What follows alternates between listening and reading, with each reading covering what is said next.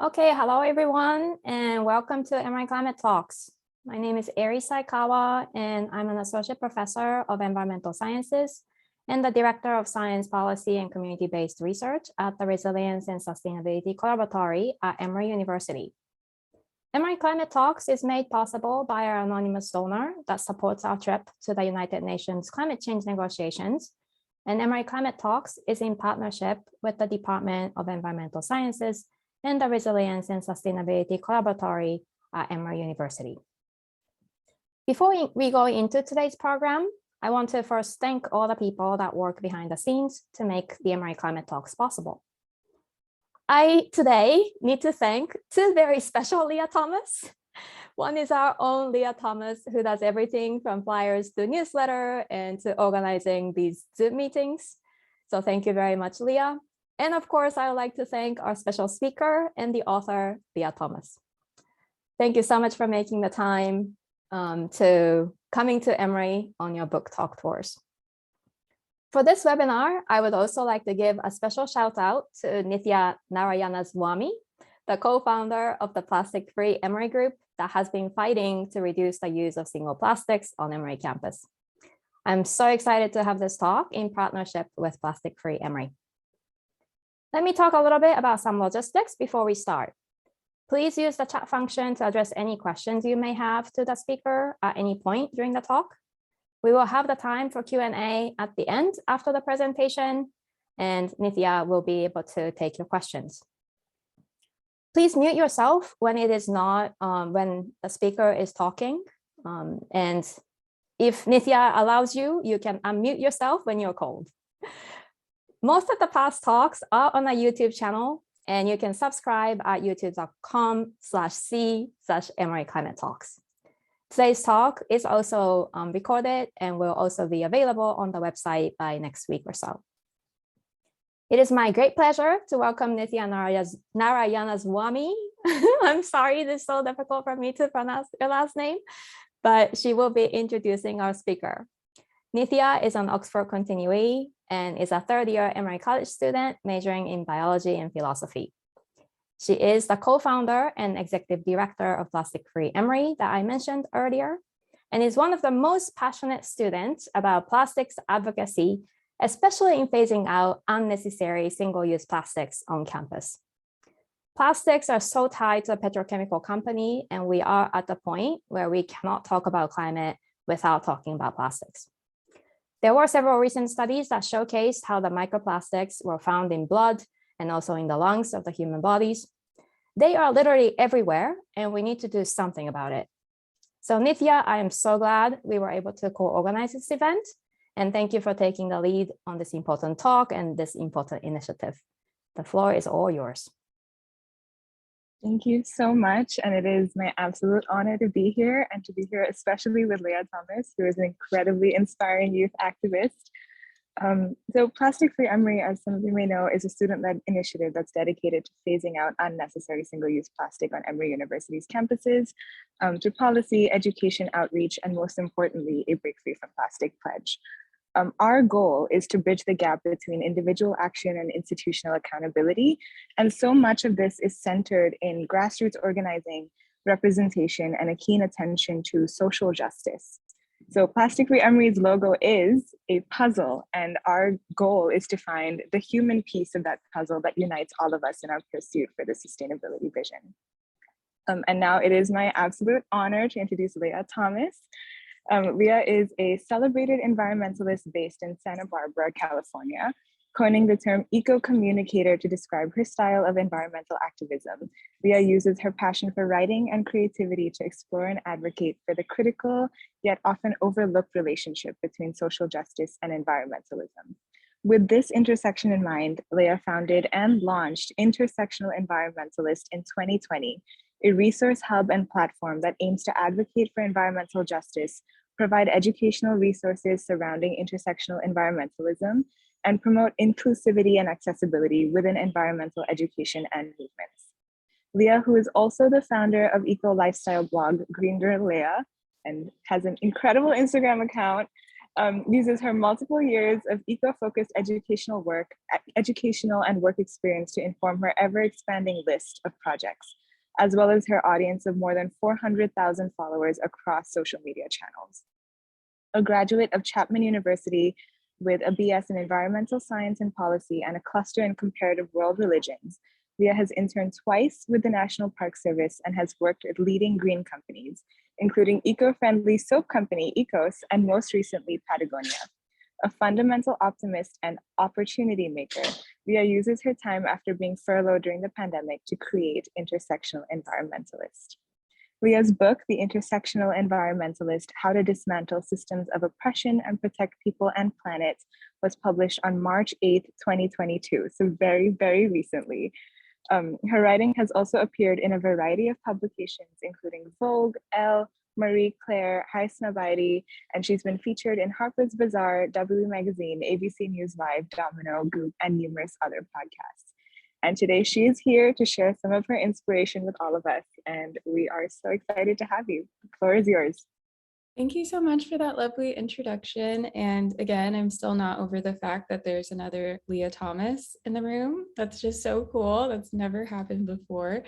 I'm also in LA right now, staying in a hotel, so there might be some, things happening in the background, but I tried to use the blur effect. But anywho, yeah, let's get into it. I'd love to talk to you all about the importance of intersectional environmental advocacy, and I'll talk to you about kind of my life journey and my career journey and the process of writing a book and founding a nonprofit. And then I want to leave the most time for my favorite part, which is the Q&A, because I'd love to hear from each and every one of you. You all look so lovely, your photos, and then some of you all that are on video, hello. But yeah, so I am from the Midwest. I'm from Missouri. If anyone is from Missouri or has been to Missouri, feel free to add it in the comments. I get really excited when that happens. It's few and far between in California. But I always, yes. Okay, there's two people from St. Louis. That makes me really excited. So I was always really passionate about plants and animals, but I didn't really know that I wanted to study environmental science until much later. I even took an AP environmental science class in high school, but I think it was just because it was my senior year. It was around, it didn't really click that it was something that I would later fall in love with. So I really wanted to go to school in California, as many Midwesterners do. And I ended up at Chapman University in 2014. And initially I was studying biology, but then I was really captivated by things like carbon sequestration and ecosystems ecology, and realized that maybe biology wasn't what I wanted to do. And I sure did not want to be a doctor like my mom wanted me to be. So I came back home to St. Louis for my summer break in between my freshman and sophomore year. And I was looking at different programs, and I decided to do environmental science. Initially, I really wanted to do communications, and we'll circle back to how I've been able to incorporate that into my life. But transparently, my family, they are very traditional, so they wanted me to be a science major. So I found the environmental science and policy program because it seemed like something that might be fun and something that would make my parents happy. So I did environmental science and policy. I declared it when I was in St. Louis in Florissant, Missouri. And unfortunately, about 2 weeks before I was set to go start my new major, I got a call from a friend asking me if I had known a gentleman named Michael Brown. And at the time, I didn't know Mike. I didn't know what was going on, but Florissant is a very small community that's about 10-15 minutes away from Ferguson, Missouri. And little did I know that his name would change my life and the lives of so many people around the country. So in many ways, after the police officer involved shooting of Mike, St. Louis and Ferguson and Florissant really just erupted in protests. There were vigils. My parents were trying to figure out what happened. My mom worked in the Ferguson Florissant School District and was trying to make sure that all of the kids had their mental health needs met, because she is a social worker within the school district. And it was a really traumatic time trying to piece together what happened to Mike. And then I had never seen uprisings like that before hit so close to home. And in many ways, I feel like this instance kind of ignited the Black Lives Matter movement, because you started to see that hashtag populate on Twitter, and lots of conversations about kind of an emerging civil rights movement that was happening right before my eyes. So I then, with only 2 weeks after that happening, flew to California to begin my major as an environmental science and policy student. And it was really hard for me to focus, understandably, because my town back home was erupting in social injustice and uprisings. And I had kind of a sense of survivor's remorse in some ways.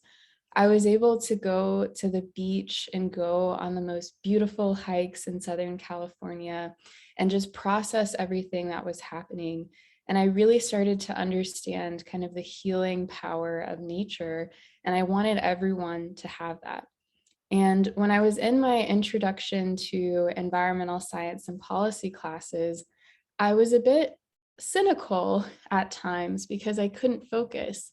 I was learning about the introduction to the Earth Day movement and the Clean Air Act and the Clean Water Act. And what really, really stuck with me throughout my studies was who gets the right to breathe in every sense of that word.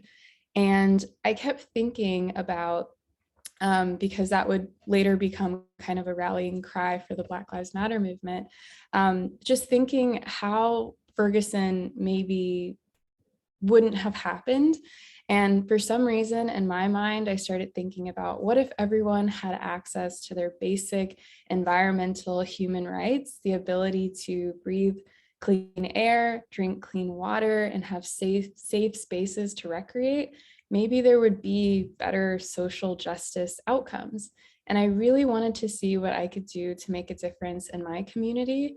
And I felt that social justice was so big, so maybe I could focus on one piece of that, environmental justice. And when I was in school, I started to, again, I was thinking about, okay, everyone deserves the right to breathe. That's where I want to start. So let me start assessing air quality in communities like Ferguson and all around the country. And I started stumbling across really startling data that African-American communities like Ferguson, about 71% are in violation of federal air quality standards. And African-American communities and a lot of Black and Brown Indigenous communities and kind of lower income communities in the United States are in counties that are frequently violating federal air quality standards, which has a tremendous impact on people's ability to, live life, and also is causing an increase of respiratory illnesses in these communities.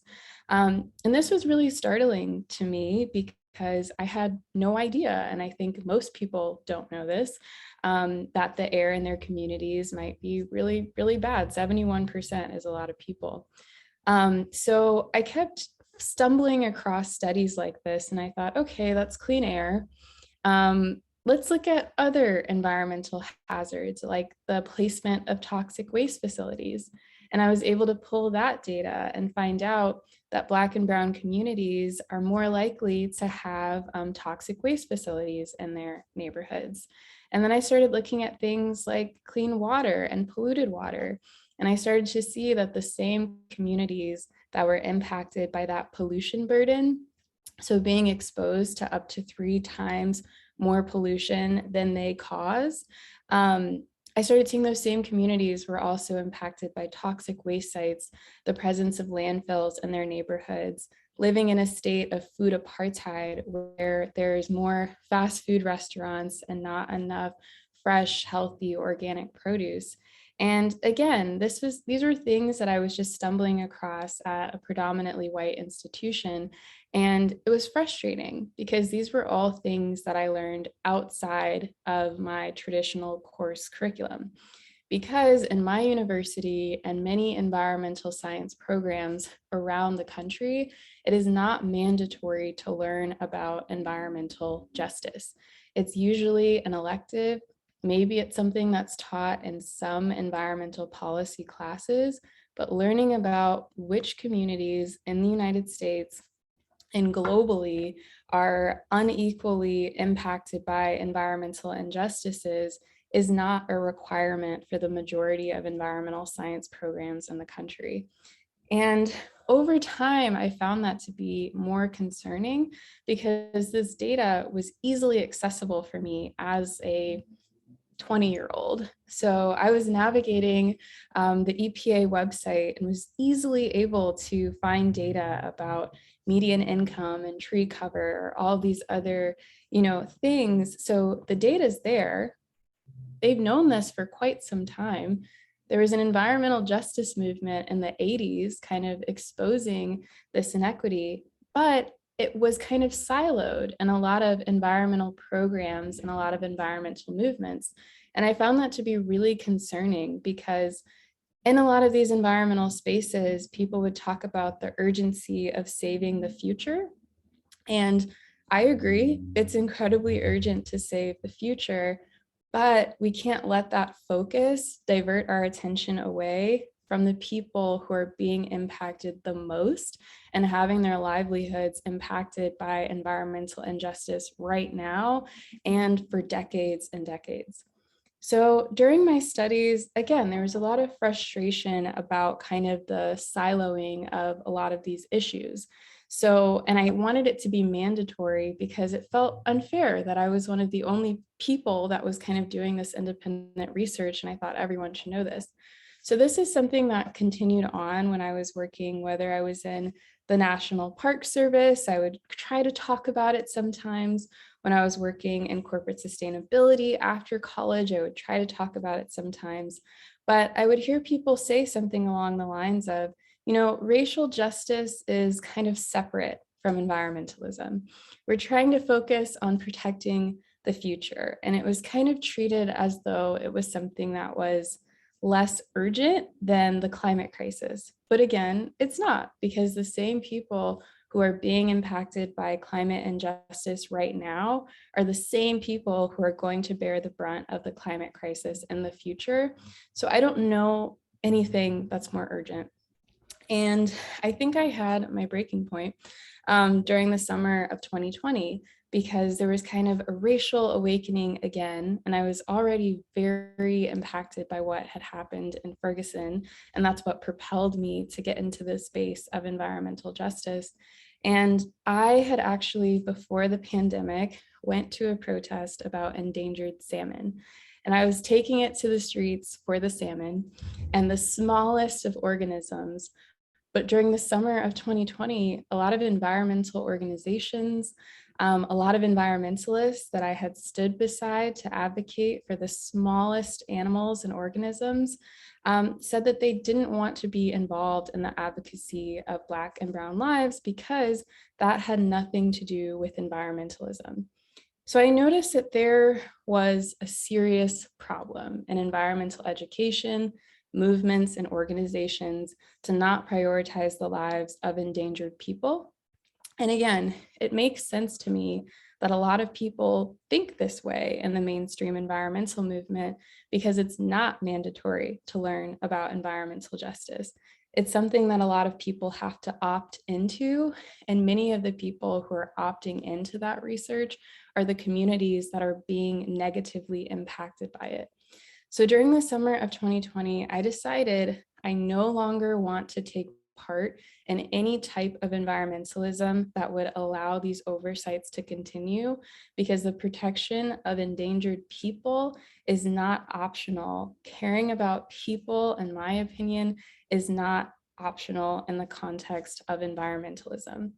So I decided to think of a type of environmentalism that would not only make environmental justice part of its core, alongside other things like conservation, renewable energy, etc., but would also uplift the stories of diverse environmentalists from all around the world, because we deserve to have our stories told and our voices amplified.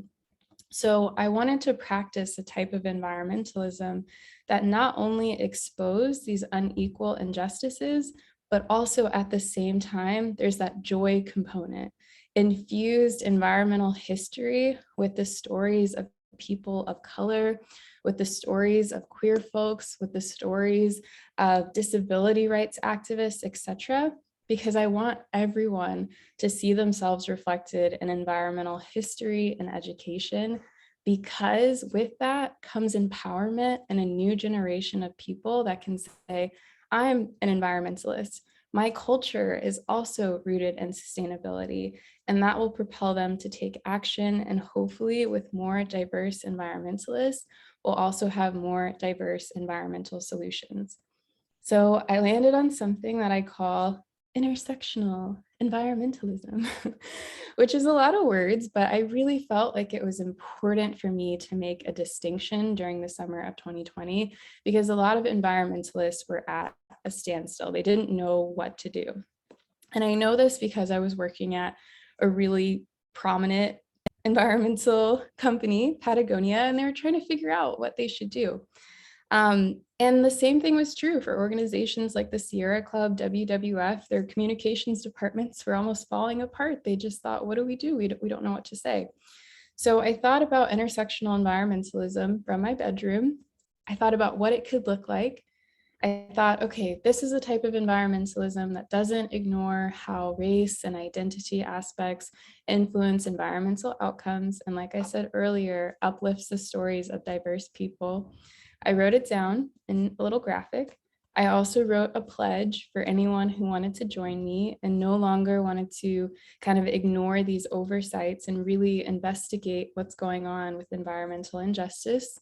I posted it online, not really expecting much. It was kind of just an exercise for myself to create that safe space for myself.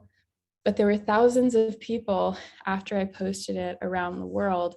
And that 1,000 turned into hundreds of thousands, turned into about 1 million people or more who decided to take the Intersectional Environmentalist Pledge and recognize racial justice and the advocacy of people in the context of their environmental practice.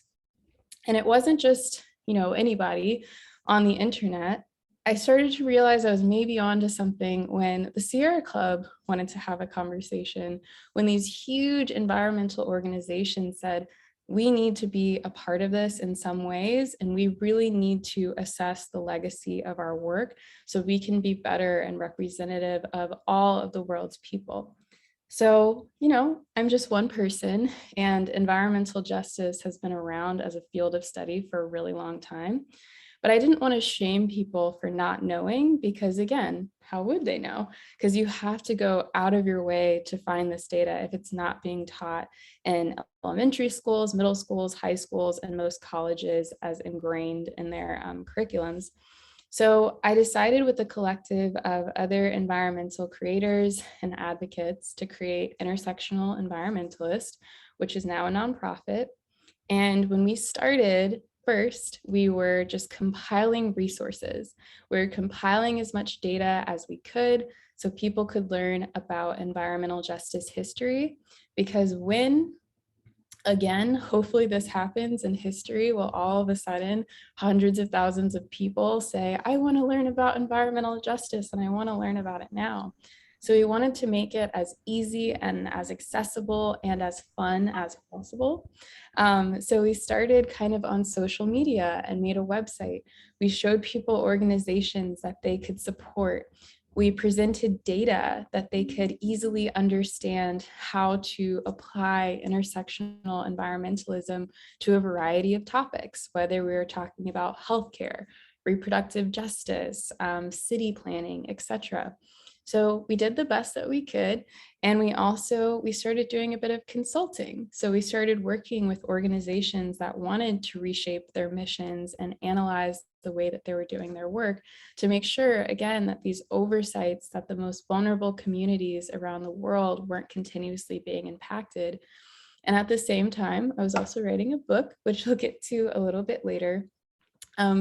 But when people ask what is the intersectional environmentalist movement, I didn't really know it was a movement when we were doing what we were doing, but I guess in some ways it is. I think it really is an educational movement to bring people a lot closer to environmental justice and to reshape the way that we're thinking about environmentalism to make sure that it's inclusive of all the world's people. And I think saying it, it sounds so obvious, like we should protect people and the planet and animals. And I think there's a lot of environmentalists that would say, yeah, I'm doing that. That's why I'm trying to prevent the climate crisis from happening. But I think that focus on the future and not the present and not our past can be harmful in some ways. Because when we're thinking about, okay, I don't want to focus on social injustice, even though that's intertwined with environmentalism, and I want to focus on protecting the future. When I honestly, transparently hear that from white environmentalists, it's saying, okay, once my white grandchildren are okay, then maybe I'll care about the Black people and the people of color who are not okay and are breathing in unclean air and living in unhealthy environments. If you help me save my grandchildren that aren't even here, maybe I'll care about you. And that is not a focus on all people. That's a focus on saving specific people. And that is not okay because Black and Brown and Indigenous lives matter. The lives of queer people, matter. The lives of people, the lives of the disabled community matter, and they matter in the present, and they also mattered in the past when environmental laws did not equally protect them. So that's why intersectional environmental advocacy is so important, and also making sure that we uplift the stories and the voices of diverse people around the world. And then lastly, I really want to talk about philanthropy and funding to kind of break down some of the inequity in the climate justice, environmental justice space. So there's a study from the Solutions Project, which is one of my favorite organizations. Their CEO wrote the foreword to my book. Her name is Gloria Walton. It's also co-founded by Mark Ruffalo, which I feel like is just fun because he's, the Hulk. But anywho, so they did a study of philanthropic funding in the environmental space, and they found that less than 5% of philanthropic funding goes to environmental justice-based work. And the majority of it goes to conservation-based work. And less than 1.3% of that goes to Black-led organizations. And the numbers get smaller and smaller when you're talking about BIPOC woman-led organizations.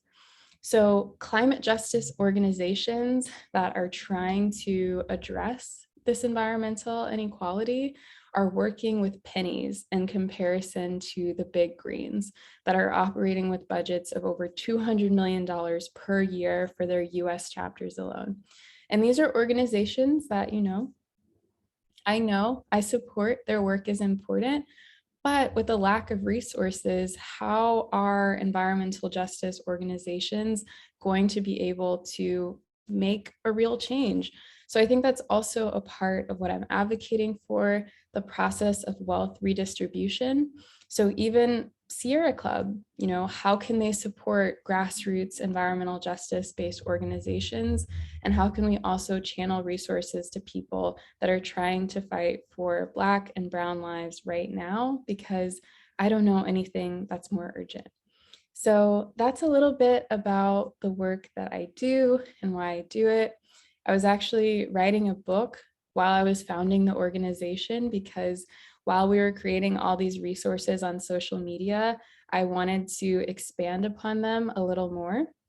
So there's an ungodly amount of citations in this book that you'll find in the back, because I just wanted people to know that the data is here. This is something we need to talk about. We need to talk about it right now. But I wanted to do it in the most accessible and approachable way possible, and also infuse it with a little bit of joy and hope and optimism at the same time. So I hope you check out the book. Let me know what you think. But yeah, I'd love to get into, oh, I see someone has the book. Ooh, exciting. That's so exciting. And I think I don't even know where my book is. It's somewhere in this room. But yeah, that's why there's a rainbow, and the book is filled with color, because again, intersectional environmentalism is not just about the trauma of environmental injustice data. It's also about the hope of inclusivity, and the future can be so much brighter if it is more diverse and inclusive of all the world's people.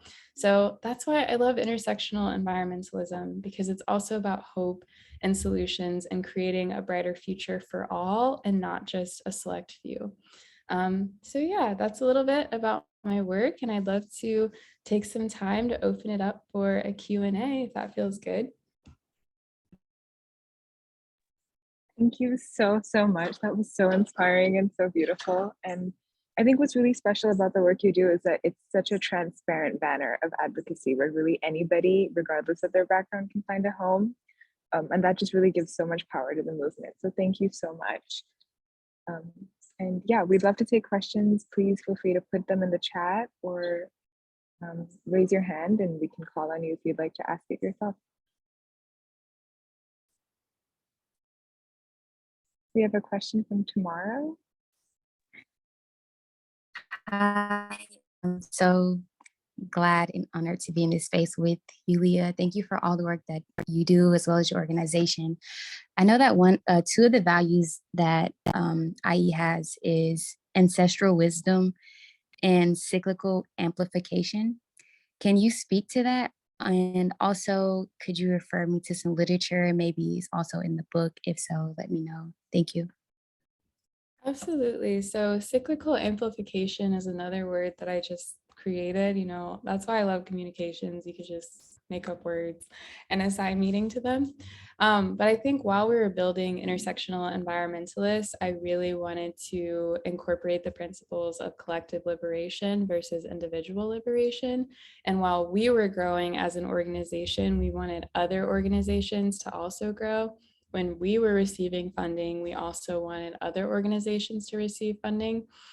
So something that we did in our first year, I think we were able to donate 15 to 20% of all funds that came into us to other grassroots organizations or BIPOC and queer creators, because we wanted to show people that if we as a grassroots movement that's struggling with funding can from the very beginning make sure that we're practicing wealth redistribution so other climate justice orgs are growing, then these huge organizations with $200 million budgets have no excuse, because we need to be taking care of other people, especially as a nonprofit.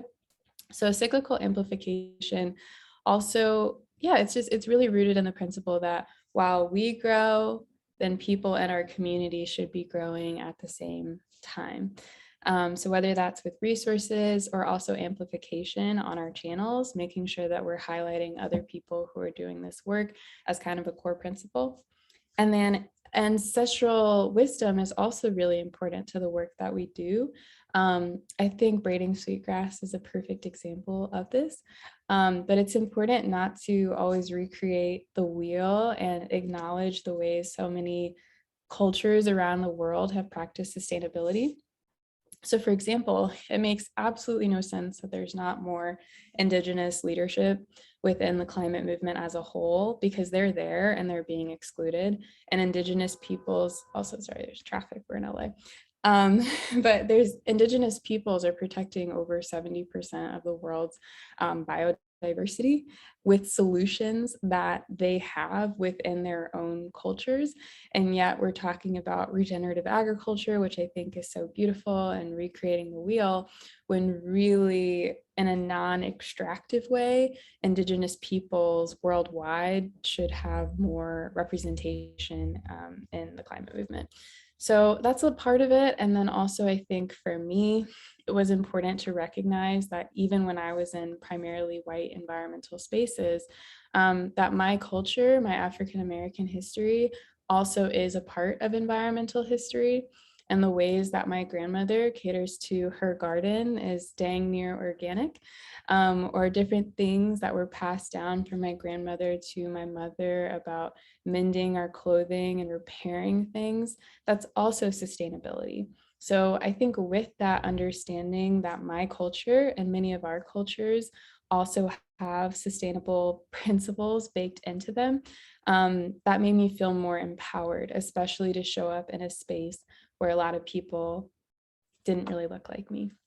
And then literature, I would say my book, and also Intersectional Environmentalists, our Instagram or our website has lots of resources. We're doing kind of a rebrand right now. So most of the resources are on our Instagram right now. Thank you. Thank you. Kit, I think you have your hand raised as well. Hi. Oh my goodness, I'm such a big fan. Nice to meet you. Wow, this is really cool. But yeah, I have your book, and I just, the way you write is it's succinct, first of all, but also so relatable. Like, I go to Emory, I go to a predominantly white institution, but like I'm Black. And I came from a predominantly Black high school, and I'm from Pittsburgh, Pennsylvania. And so environmentalism and like just existing in Black spaces, it's always been intertwined because of just the cycles of oppression within my hometown. And so often I feel like people are focused on like the pure numbers of things as opposed to people and the truth of nature, which is humans, animals, all biogeochemical processes on this earth we're a system, we're intertwined. And so we need to take care of everything, especially the people who are being oppressed and marginalized and actively hurt by the plutocrats in power. And it's just so cool. As soon as I like read through chapter 1 and 2, I was like, I feel this in my soul. That I needed it. I needed it so bad because of this, I like realized that environmental science just wasn't gonna, as one major, it wasn't gonna work for me. So now I'm doing a self-design major because I want to combine, thank you.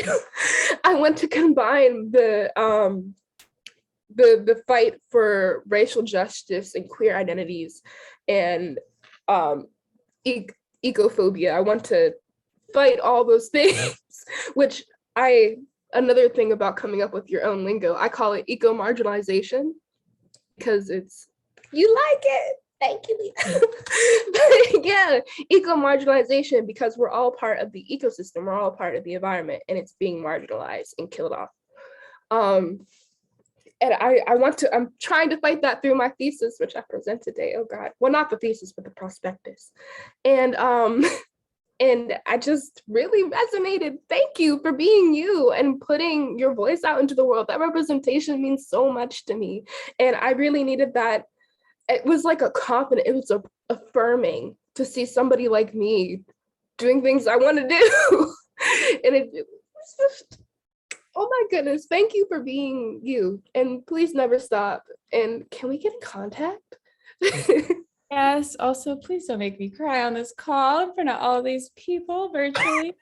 But yes, and this is to any student on this call, but I really would love to have a piece about eco-marginalization on IE. We have a contributors network, so if that's something you'd be interested in, can you send me an email at greengirlleah@gmail.com? And this goes out to any students with any intersectional environmentalist ideas that you'd like to share. Yeah, also add me on LinkedIn. That's also a good way to be in touch. But yeah, that made me really happy. Thank you so much for that. And yeah, you all are just, you all are amazing.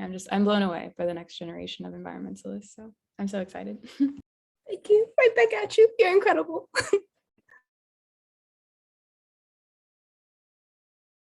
Oh my goodness, that was beautiful. We have a couple questions in the chat. I'm gonna hop to the chat really quick before coming back to people who raised their hands.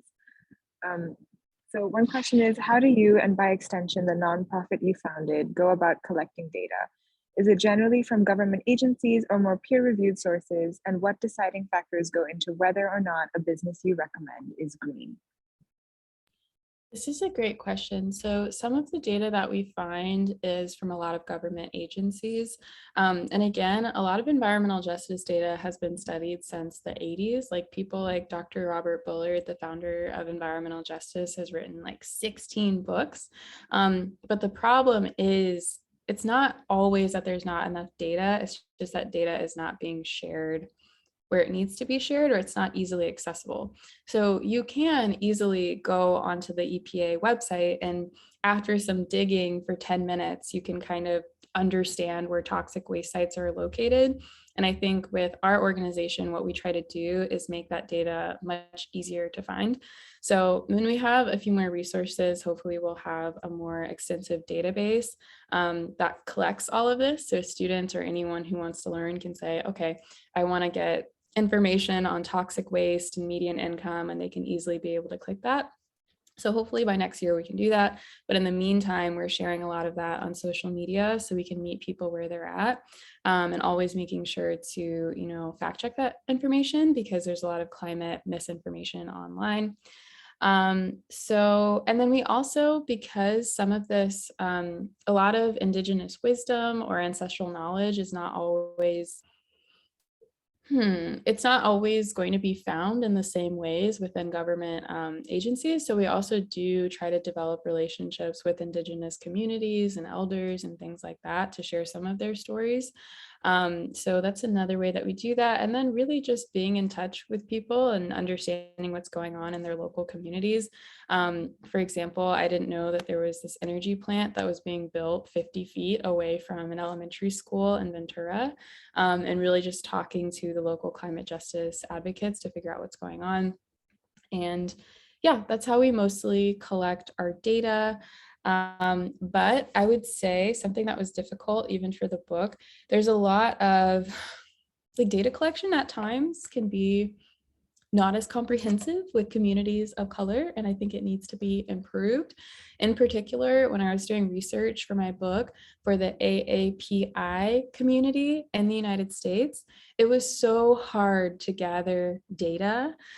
So I tried, but a lot of data, it's kind of combined in a way that's not so great.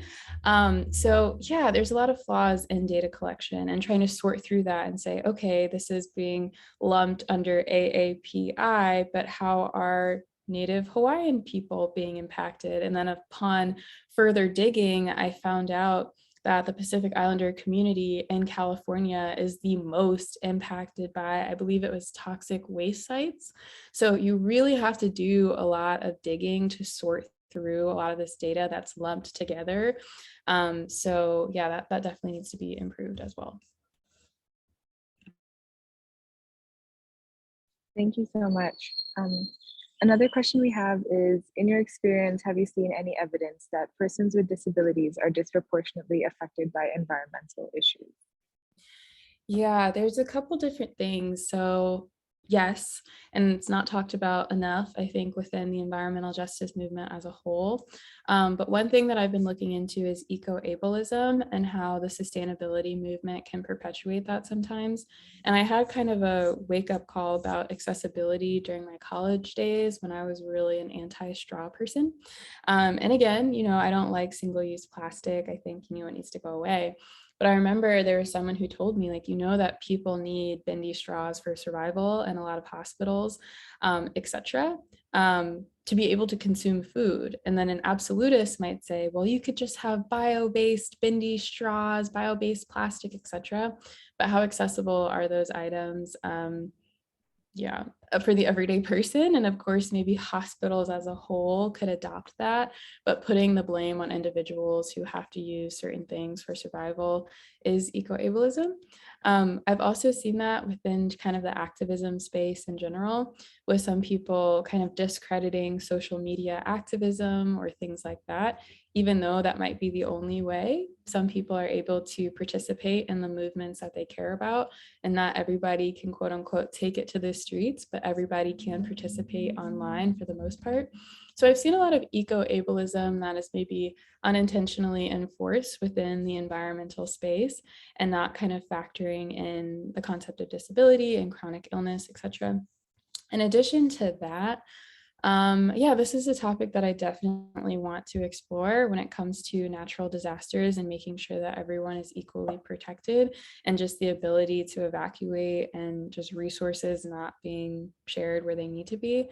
So I want to do more research in this area, but we do have a couple resources on eco-ableism on Intersectional Environmentalist. Yeah, thank you so much. And eco-ableism is something that's it's come up a lot in Plastic-Free Emory's work as well, and is really an essential part of the conversations that we have with the university. And Emma's question in the chat actually kind of builds on this one. In the plastic-free movement, there is some tension with the disabled community, like you just mentioned, primarily how plastic-free choices are ableist and stigmatizing. In addition to this, going plastic-free has also been considered discriminatory against people of lower socioeconomic status due to the amount of time, energy, and resources that go into reducing plastic usage in our daily lives. How can environmentalists restructure the way that we think about plastics reduction while also creating space for talks about disability and class that are inclusive and relieve the tension between these different movements? I always say to shame the systems and not individuals, because a lot of individuals are just trying to survive. They're not trying, like they're just trying to survive. So I think there can be a lot of privilege at times in kind of the zero waste movement, and not understanding that, okay, not everybody has access to a beautiful, glass Tupperware system. Some people cannot even wash their dishes because they don't have water in their homes. So to demand that they don't use plastic water bottles when maybe in places like Flint, that's the only water they can drink that's clean for them. Just factoring those sorts of things in there is really important, because something that makes me really sad is that sometimes the kind of plastic-free movement is shaming people who are just trying to survive the best that they can, and it's not providing a lot of nuance. So I would say shame the systems that can do better. So for example, like hospitals, if that's something that they were able to do by investing in a bio-based plastic, so not putting the responsibility on people who have to use certain single-use plastics for survival, putting the pressure on water companies that could be using bio-based plastics for their water, or aluminum or something else, or just using paper like Just Water, etc. They could easily make that change versus putting the responsibility on individuals that are just, trying to survive.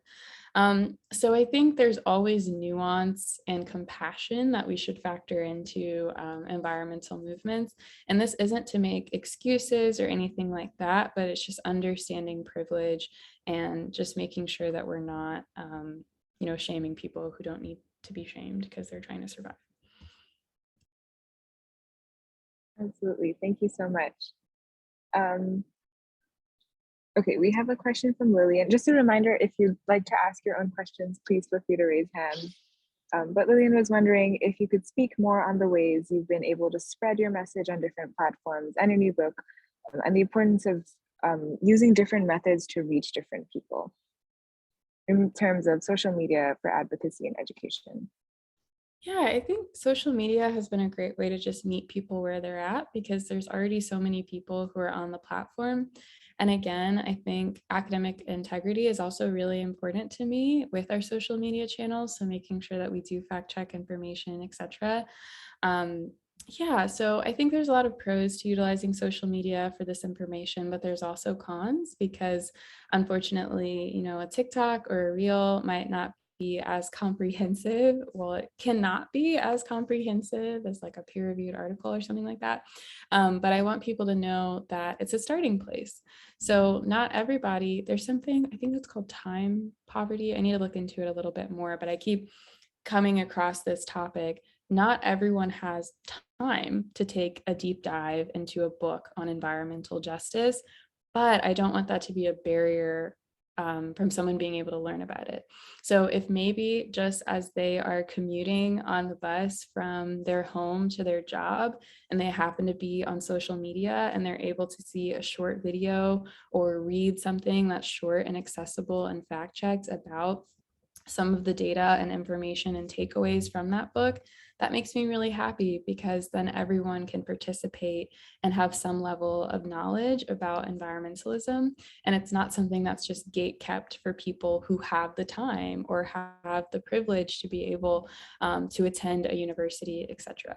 So I think if we want everyone to be involved in the climate movement to some extent, then these things should be accessible at different degrees of learning. You can always take a deeper dive if you want to check out those resources, but if you're not able to, I think people should have access to some of these statistics. So yeah, I really have enjoyed experimenting with social media, but we're also trying to find out ways to develop programming. We have a podcast called The Joy Report that's coming out, and it's all about climate optimism and solutions and joy. And we also have a couple other things, events and things like that. That sounds amazing. When is your podcast coming out?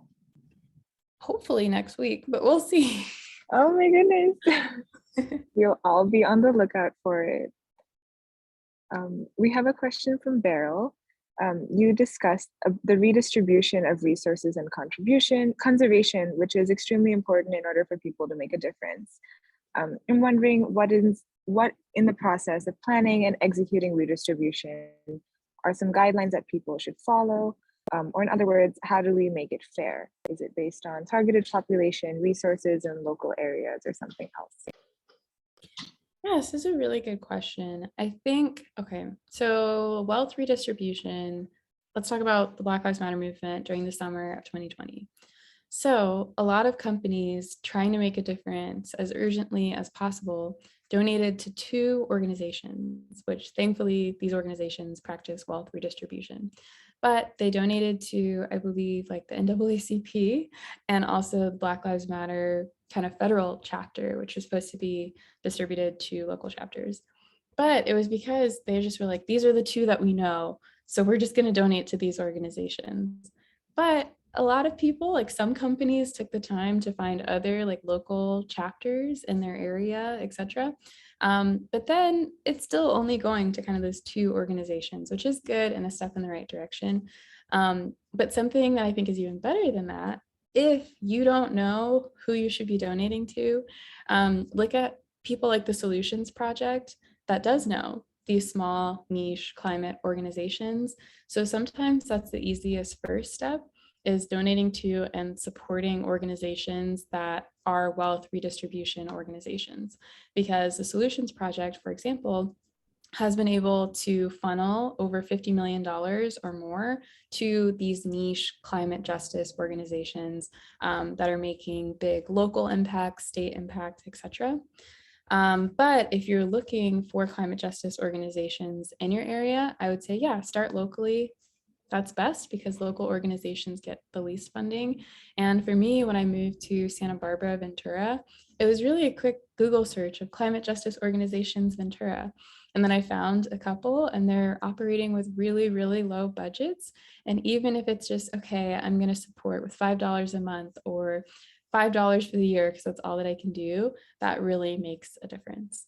So yeah, if you don't know, support an organization that is practicing wealth redistribution, like the Solutions Project, just to kind of balance the books a little bit more, or try to research some local organizations.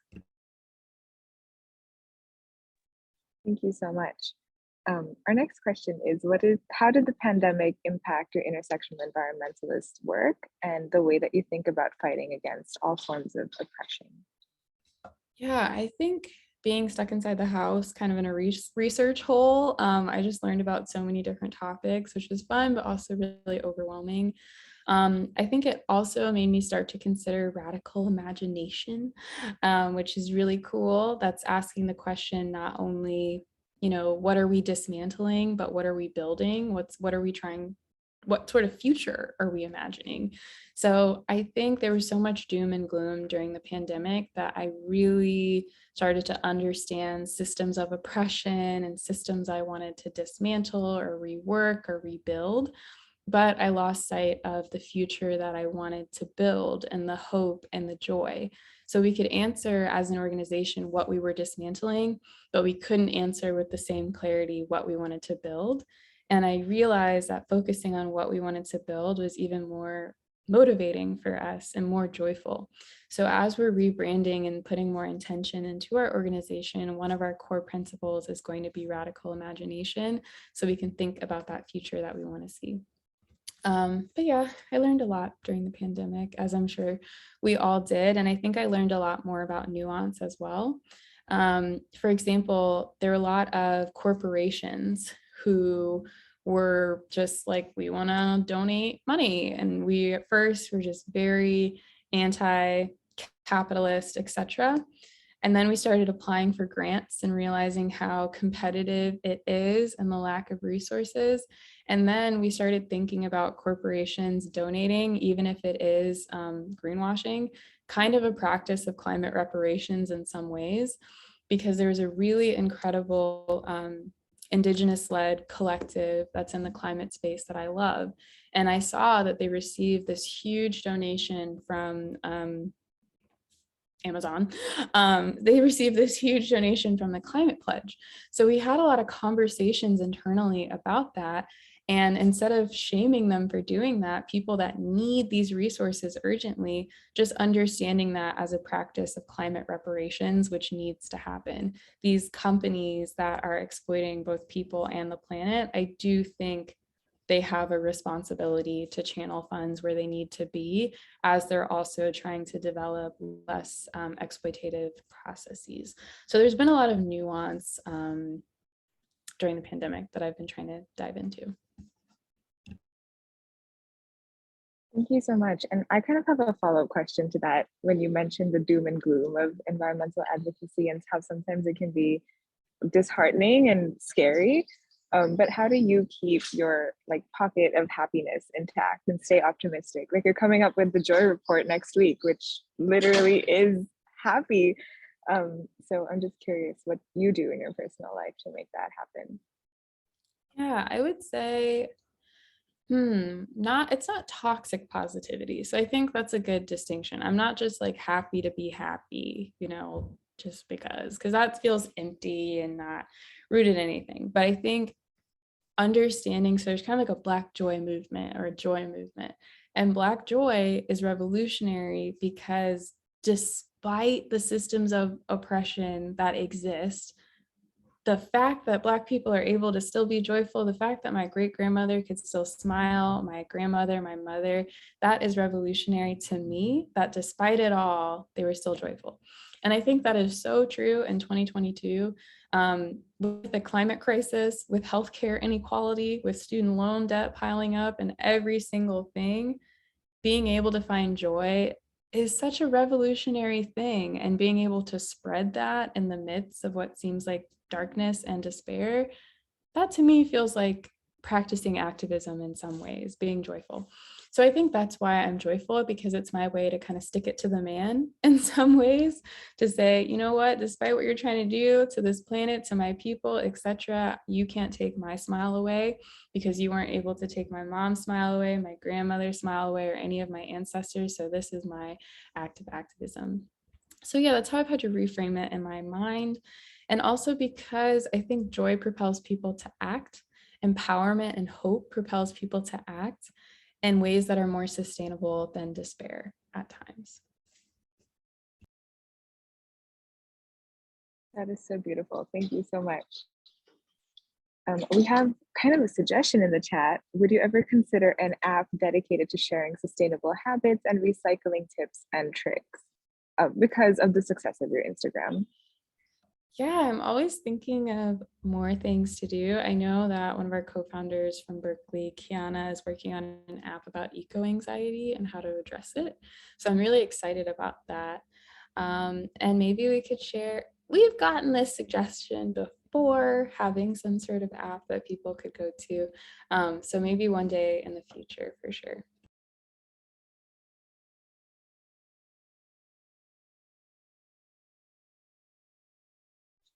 Awesome. Well, if anyone else has any other questions, please keep them coming. But I have a few questions from people on my team who couldn't be here today. So is there a specific class at Chapman that you took that really was just sort of an awakening and helped you realize that your love for social justice and environmental advocacy? I would say, I don't want to be cynical, but it was like the lack of things in my classes made me research it outside of it. Just being me, just like, it's not in here, I'm going to find it. I'm going to uncover all the stories of the Black women environmentalists because we're there. So I think that was fun. And if you're in a class that's not teaching about a specific topic, have fun with it and do the research, on your own. But I think it was actually a sociology class that I took, and I included so many of the themes that I learned in the book, like the Horatio Alger myth and privilege. There's a topic on that. I got most of that from a social class. That professor also happened to be my GIS teacher. So the geographic information systems. And in that class, when I was learning about privilege, I was also mapping out things like the placement of toxic waste facilities, etc. But I would definitely recommend taking some sort of social class. A class that I think should also be mandatory. I know I'm just like, we need environmental justice, we need this, but I think I do want to reshape curriculums, is a communications class, because although going back to it, I wanted to be a comms major. I think we need more climate communicators and eco-communicators that know how to talk about the climate crisis in a way that is accessible to all people. Because I remember taking all my classes, going back home to Missouri, kind of lecturing my parents, and then just not being engaged at all. So I think it would be great for environmentalists to take some sort of comms class or even a marketing class or social media class, just to understand how to translate what they're learning to the everyday person. Thank you so much. We have another question in the chat. Did you have a community of like-minded people before you started, or did people join your cause as you progressed? I would say I honestly found people on social media. So that's why I don't want to discredit social media as a way to build, because I wasn't able to find it at Chapman too much. Like a couple people, I have a really steady group of people of color. We went like hiking and camping for the first time together, etc. But I think something that unintentionally happened when I started my blog is initially I was just posting about natural hair care and, composting and things like that. And then more Black women who were doing the same thing started following me. We started building community. Then I started learning about organizations like Outdoor Afro that goes for hikes with Black women, and Latino Outdoors, and etc. So I found all of these things and people through social media for the most part. So that's why I think digital community is so great, because then you can start building that in real life community as well. Thank you so much. And truly, you're absolutely right. Social media has been such a powerful rallying tool, especially over the pandemic with the virtual space. I have another question. You mentioned the Clean Air Act earlier, and I'm curious where you see policy effectively addressing intersectional, identities and issues, and how we can design policy to do that, because sometimes anecdotal evidence isn't enough to draft a policy document. I'm just curious if you've seen success stories or have any insight. I feel like I've seen more success stories at the state and local level than I have federally when it comes to environmental injustice, but I think it's happening. There's an environmental justice committee right now with this new administration, and there's like a new budget proposal for $50 million or so for environmental justice specifically. So I think we will start seeing it at the federal level. But some examples in California specifically, I don't know, sometimes California just feels like completely different space, like La La Land. But I saw that there was something that was just passed for reparations for African Americans in California that I thought was really interesting. There's also been some proposals for like land back for indigenous communities within California. And some of that is the sale of land, which I think isn't all the way there, but there have been indigenous communities that have been able to recapture and land back ancestral lands, which I think is really exciting. That's happening at state and local levels. Another thing in California was another example of kind of like climate reparations and land back. There was a historically Black beachfront community in a really expensive area in California, and the land was taken away from the Black family. And just recently, the local government gave the land back to the descendants of that community. And it was a really joyful moment, even though initially some of the people in the community were upset about it. Like it was really cool. So seeing those sorts of things happen gives me a lot of hope, but mostly at the local level.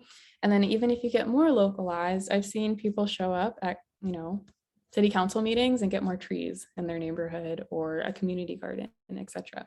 So yeah, that's always really exciting to me. That's awesome. Thank you so much. And yeah, if we don't have other questions in the chat, I think we might be able to start wrapping up. I'd just like to share a couple calls to action for Plastic Free Emory. We are always continuing. Oh, we have another question. Okay, Tamara, why don't you go ahead and ask if you'd like to unmute? Okay. No worries. In the meantime, I will plug our survey. So Plastic Free Emory is continuing to research and just gather interest and understand how the Emory community sees single-use plastics and is comfortable approaching the phase-out plan for single-use plastics. So to that end, we are sending out a single-use plastic survey and are trying to reach people across the entire university to get as representative a data set as possible.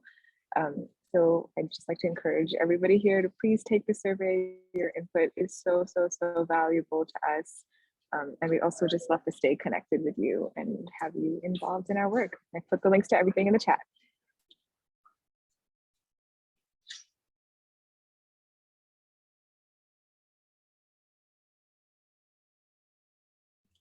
Oh, interesting. So I just read your question in the chat. What are your thoughts on neighborhood-based policies? That's something that I feel like I need to look into a little bit more, like helping small neighborhoods create their own policies. I really like that. I really do. Yeah, I have to look into that even more, because I feel like this isn't necessarily even needing to involve local government, because I feel like communities can be the bearers of their own solutions.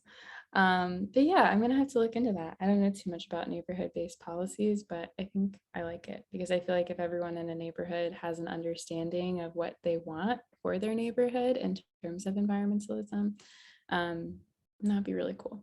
But I'll get back to you on that.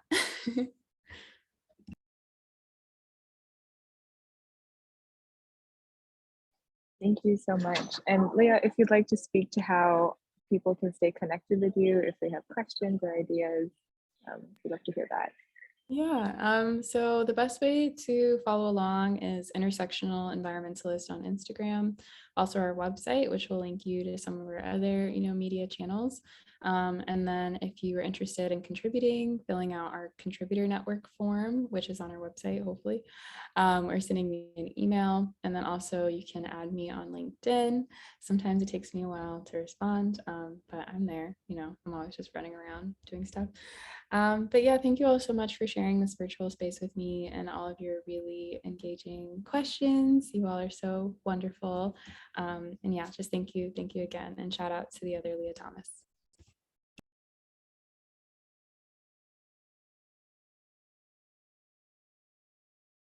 Thank you all so much. Dr. Sakawa, if you want to have a closing statement, the floor is yours. That was so amazing, but I think Leah left already, maybe. But this concludes our academic climate talks webinar series. I hope you enjoyed it, and thank you so much, Nithya, again, and thank you everybody to be staying on. That was really inspirational. I just wanted to mention that there is going to be a lot of Amplifier Season 4 episodes coming up from Emory Climate Talks that will be on climate action on higher ed. So I hope you will check that out as well. But yeah, great to see everybody. Thank you so much.